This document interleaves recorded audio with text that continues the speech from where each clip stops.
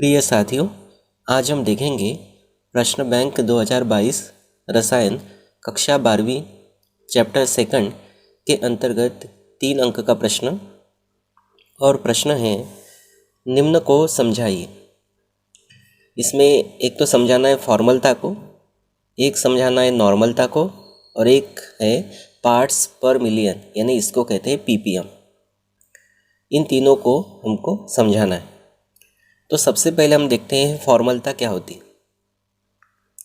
तो फॉर्मलता जो है ये 1 लीटर विलयन में उपस्थित, हमने विलायक में विलय को मिलाकर विलयन बनाया और ये जो विलयन है ये 1 लीटर का बनाया। तो उस 1 लीटर विलयन में उपस्थित विलय के ग्राम सूत्र भारों की संख्या, ग्राम सूत्र भारों की संख्या। तो यहाँ पे शब्द आया है सूत्र। सूत्र का मतलब ये जो फॉर्मलता है, जो आयनिक यौगिक होते हैं जैसे NaCl है, KCl है, Na2SO4 है, इन आयनिक यौगिकों के लिए फॉर्मलता का उपयोग हम करते हैं। अगर आयनिक यौगिक नहीं होता तो हम फॉर्मलता की जगह उपयोग करते हैं मोलरता का। लेकिन यहाँ पर फॉर्मलता, इसमें भी कहीं ना कहीं आप देखेंगे तो फॉर्मल शब्द आ रहे हैं, इसमें भी फॉर्मूला शब्द आपको छुपा हुआ मिलेगा।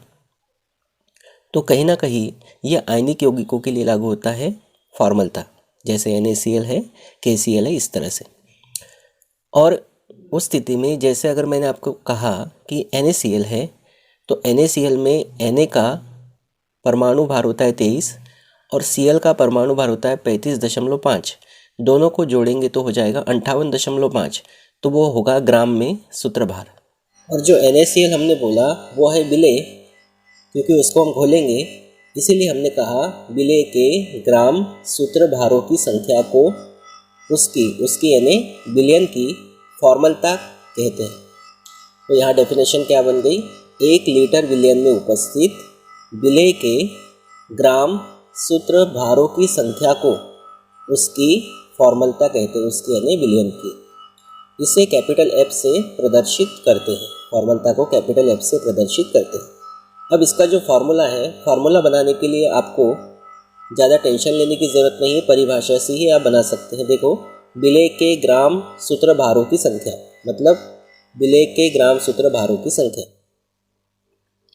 और हमने जो विलयन बनाया है वो विलयन 1 लीटर का बनाया है, तो लिखेंगे विलयन का लीटर में आयतन। तो ये जो परिभाषा है उसमें उसी से हम सूत्र बना सकते हैं, विलय के ग्राम सूत्र भारों की संख्या बटे विलयन का लीटर में आयतन। ठीक, तो ये हो गई फॉर्मलता। इसमें महत्वपूर्ण आपको क्या ध्यान रखना, अगर आप इस परिभाषा को ध्यान रखना चाहते हैं, ग्राम सूत्र भारों की संख्या। फिर उसके बाद सेकंड परिभाषा है नॉर्मलता की। नॉर्मलता क्या है, इसमें भी 1 लीटर का विलयन बनाएंगे और उस 1 लीटर विलयन में उपस्थित विलय के ग्राम तुल्यांकों की संख्या। यहाँ पर कभी कभी हम परिभाषा लिखने में गलती करते हैं, ग्राम तुल्यांक की भारों की संख्या लिखते हैं। तो यहाँ थोड़ा सा आप ध्यान रखेंगे, ग्राम तुल्यांकों की संख्या है। तो वो जो ग्राम तुल्यांकों की संख्या होगी उसको, ग्राम तुल्यांकों की संख्या को नॉर्मलता कहते हैं। किसकी नॉर्मलता कहेंगे, विलयन की। तो इस तरह से हमारी परिभाषा बन गई, 1 लीटर विलयन में उपस्थित विलय के ग्राम तुल्यांकों की संख्या को उसकी यानी विलयन की नॉर्मलता कहते हैं। जैसे अगर हमको मोलों की संख्या निकालना है तो मोलों की संख्या बराबर होता है भार बटे अणुभार, वैसे ही ग्राम तुल्यांकों की संख्या बराबर होता है भार बटे ग्राम तुल्यांकी भार। अब आपको निकालना है, अगर मान लीजिए विलय के मोलों की संख्या, तो फॉर्मूला क्या होगा, विलय का भार बटे विलय का अणुभार, तो वो हो जाएगी विलय के मोलों की संख्या। और अगर आपको विलय के ग्राम तुल्यांकों की संख्या निकालना है तो ध्यान देना, विलय के ग्राम तुल्यांकों की संख्या बराबर विलय का भार बटे विलय का ग्राम तुल्यांकी भार। तो ग्राम तुल्यांकों की संख्या निकालने के फॉर्मूले में आता है ग्राम तुल्यांकी भार, इसलिए कहा कि आप भार नहीं लिखना है। ठीक है, तो इस तरह से आप समझ गए होंगे कि ग्राम तुल्यांकों की संख्या बराबर क्या होता है, भार बटे ग्राम तुल्यांकी भार। इसीलिए यहाँ पे भार शब्द नहीं लिखना है। तो ये परिभाषा आपको क्लियर हो गई होगी। इसे कैपिटल N से प्रदर्शित करते हैं। और नॉर्मलता का जो सूत्र है वो भी आपको यही से बनाना है। देखो, विलय के ग्राम तुल्यांकों की संख्या ये आएगी ऊपर और बिलियन जो है वो लीटर में लिया है हमने, तो बिलियन का लीटर में आयतन, इस तरह से इसका सूत्र बनेगा। एक और है पार्ट्स पर मिलियन। पार्ट्स का मतलब होता है अंश या भाग, पर का मतलब होता है प्रति, प्रति यानी एक, और मिलियन का मतलब होता है 10 लाख। मिलियन का मतलब 10 लाख होता है और 10 लाख का मतलब होता है एक पे 6 ज़ीरो, और एक पे जब 6 ज़ीरो रहेंगे तो वो हो जाएगा 10 की घात 6। तो मिलियन मतलब 10 लाख और 10 लाख का मतलब 10 की घात 6। अब सबसे पहला तो ये है कि पार्ट्स पर मिलियन जो है इसका उपयोग करते कब है। तो अगर आपने कोई विलियन बनाया और उस विलियन में जो विलेय होगा उसकी मात्रा बहुत कम होगी, यानी उसका सांद्रण बहुत कम होगा, तब इस इकाई का मतलब कौन सी इकाई का, पार्ट्स पर मिलियन का प्रयोग करते हैं या उपयोग करते हैं। तो बहुत ध्यान से इस बात को समझना है कि पीपीएम का उपयोग हम कब करते हैं, पार्ट्स पर मिलियन का उपयोग हम कब करते हैं, जब विलियन में विलेय का सांद्रण बहुत कम हो तब इस इकाई का प्रयोग करते हैं।